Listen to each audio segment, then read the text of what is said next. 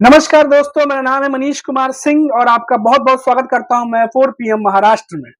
दोस्तों, महाराष्ट्र की एक बड़ी खबर मैं आपको बता दूं, उसके बाद हम इस पर चर्चा करेंगे कि महाराष्ट्र में आगामी विधानसभा चुनाव को लेकर जहां महायुति गठबंधन में तीनों पार्टियों के बीच सीटों का फॉर्मूला तय किया जा रहा है, वहीं मुख्यमंत्री एकनाथ शिंदे से एक बार फिर एनसीपी प्रमुख शरद पवार जो उन्होंने जाकर के मुलाकात की है। महाराष्ट्र के मुख्यमंत्री आवास यानी वर्षा बंगले में सीएम एकनाथ शिंदे से एनसीपी प्रमुख शरद पवार का स्वागत किया और उनसे बातचीत की है, उनसे मीटिंग की है। अब देखिए ये जो मीटिंग है इसके कई सारे आकलन निकाले जा रहे हैं। अब देखिए कि जितने भी नेता हैं महाराष्ट्र में वो लाइन से हटकर विरोधियों के साथ भी उनकी बैठकें चल रही हैं, मीटिंग चल रही हैं और कई बार वो कहते हैं कि वो अलग लड़ेंगे लेकिन फिर साथ में मीटिंग भी होती है।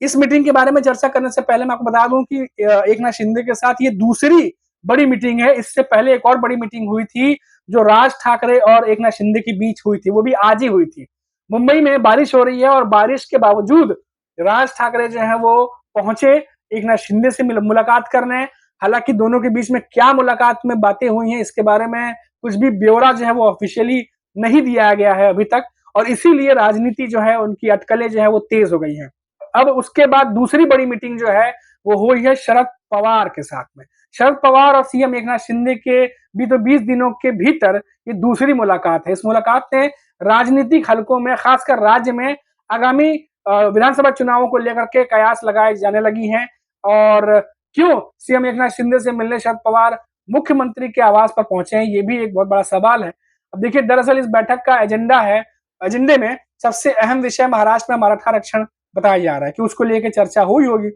अब राज्य में विवादास्पद विषय मराठा आरक्षण पर सीएम शिंदे और शरद पवार के बीच चर्चा हुई है, ऐसी खबरें हैं। आरक्षण के अलावा बैठक में अन्य महत्वपूर्ण मुद्दों पर जिन पर चर्चा होने की बात की जा रही है, इसमें जो लोकसभा क्षेत्र में पानी का मुद्दा, बारामती तालुका में कृषि निरीक्षण और वित्त पोषण संबंधित चिंताएं शामिल है। ये विषय राज्य के विकास और शासन के लिए महत्वपूर्ण है।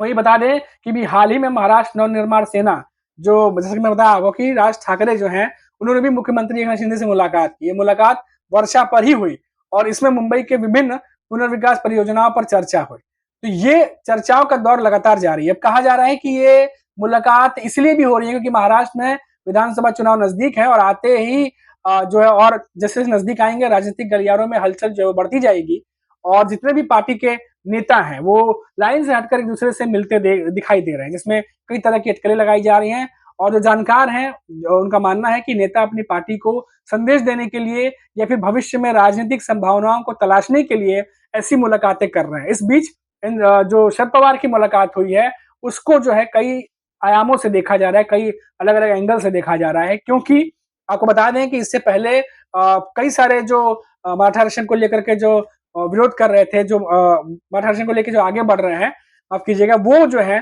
शरद पवार से मिलने पहुंचे थे और कुछ उद्धव ठाकरे के पास भी पहुंचे थे और उन्हें उन्हें अपनी स्थिति स्पष्ट करने के लिए कही थी। और शरद पवार जो है वो पहले भी मुलाकात करते रहे हैं और आपको बता दें कि इससे पहले शरद पवार जो है एकनाथ शिंदे से मिल चुके हैं और जैसा मैंने आपको बताया कि 20 दिन के भीतर ही ये दूसरी मुलाकात है और इन मुलाकातों से पहले छगन भुजबल खुद शरद पवार के पास गए थे और इन मुद्दों को लेकर बातचीत की थी और एकनाथ शिंदे से मुलाकात करने की बात भी कही थी। तो इसके बाद लगातार ये खबरें आ रही थी कि जरूर जल्द से जल्द जो है एकनाथ शिंदे से मुलाकात शरद पवार की हो सकती है और अब दिखाई दे रहा है कि दोनों नेताओं के बीच में अब मुलाकातें हो रही हैं।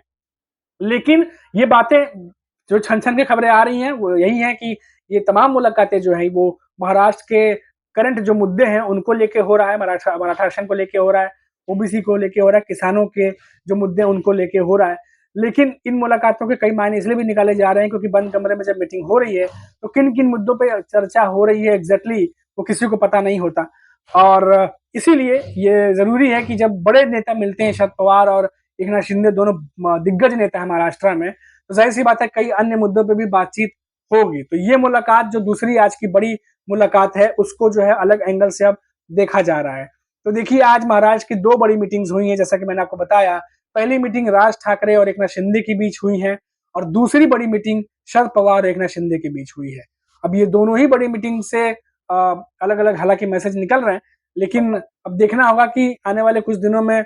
खबर आएगी कि इन दोनों के बीच में क्या कुछ बातचीत हुई है। लेकिन फिलहाल अभी तक जो है वो कुछ भी स्पष्ट नहीं किया गया है, ना ही कुछ ऑफिशियली बताया गया है कि किन मुद्दों को लेकर के इन नेताओं के बीच ये बात हुई है। लेकिन खबर इंपॉर्टेंट थी क्योंकि एकनाथ शिंदे महाराष्ट्र के सीएम है और उनसे मिलने के लिए दोनों दिग्गज नेता पहुंचे हैं, इसीलिए आप तक हम ये खबर लेकर के आए हैं। वैसे आपको बता दें कि शरद पवार के बारे में अगर हम बात कर रहे हैं तो आपको बता दें कि शरद पवार जो है वो लगातार वो 2-3 नीतियों पर काम कर रहे हैं और जैसा कि मैंने आपको पहले भी बताया था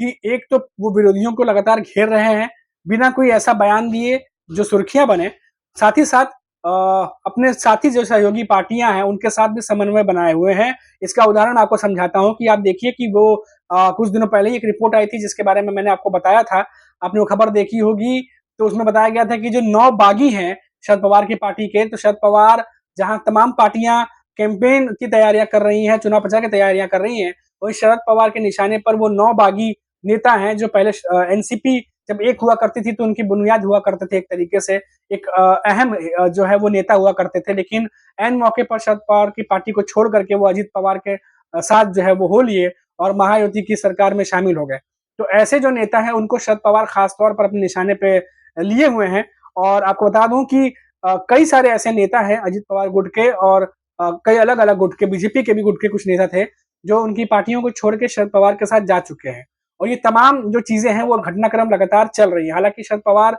ये कहते हैं कि उन नेताओं से मेरी मुलाकात नहीं हो रही है, लेकिन जयंत पाटिल जो है वो लगातार मुलाकात उनकी होती रहती है और उनसे बातचीत जो है वो पूरी होती रहती है। तो इसको लेकर के इनकार नहीं किया जा सकता और आप देखिए कि लगातार जो खबरें आ रही हैं उसमें जो नेता छोड़ छोड़ के जा रहे हैं उन सबके नाम और सब कुछ ये डेली की जो है वो एक तरीके से हर तीसरे चौथे दिन की रिपोर्ट जो है वो बन गई है।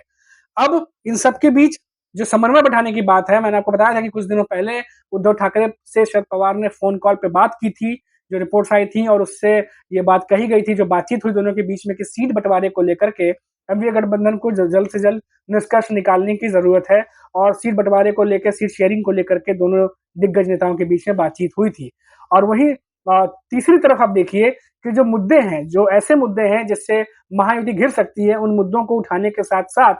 महायुति के नेताओं से उनकी मुलाकात भी हो रही है। जैसा कि मैंने आपको बताया कि एकनाथ शिंदे से मिलने पहुंचे हैं। तो शरद पवार की जो राजनीति हो रही है इन दिनों, वो अलग तरीके की राजनीति जो है वो कर रहे हैं। और अब जैसा जैसे दिन आगे बढ़ते जा रहा है, उनके जो पैतरे हैं, जो उनके दाव हैं, वो इस तरीके से हैं कि कुछ कई बार विरोधियों को भी समझ में नहीं आ रहे शरद पवार के दाव। और अब देखिए कि उनकी जो मुलाकात हुई है, इसीलिए शरद पवार जब कहीं जाते हैं, किसी से मिलते हैं या कुछ बोलते हैं, तो सबकी नजरें उस पर रहती हैं। और इसीलिए ये जो मीटिंग हुई है आज, उस मीटिंग के बाद जो है वो कहीं ना कहीं गहमा-गहमी और अटकलें जो है वो बढ़ गई हैं। और जैसे कि मैंने आपको बताया कि शरद पवार अपने सहयोगी दलों के साथ समन्वय भी बैठा के चल रहे हैं, साथ ही साथ विरोधियों पे हमला भी कर रहे हैं। जुबानी नहीं बल्कि एक्शन के तौर पर मैं बता रहा हूँ कि एक्शन के तौर पे जैसे तमाम नेता अजित पवार का गुट की बात करें या बीजेपी की बात करें, पार्टी को छोड़ छोड़ कर शरद पवार के साथ जा रहे हैं। तो ये तमाम जो बातें हैं ये जो है कहीं ना कहीं शरद पवार को दिन पर दिन और मजबूत करती चली जा रही है। तो बहुत अहम होने वाला है शरद पवार का रोल इस बार विधानसभा के चुनाव में और जैसे जैसे वो स्टेप ले रहे हैं उसको देखते हुए समझ में आ रहा है कि शरद पवार अपने आप को मजबूत करने पे ज्यादा जोर जो है इन दिनों दे रहे हैं। फिलहाल अभी के लिए इतना ही और फिर लौटेंगे तो बात करेंगे महाराष्ट्र की किसी बड़ी खबर पर। तब तक के लिए मुझे इजाजत दीजिए। नमस्कार।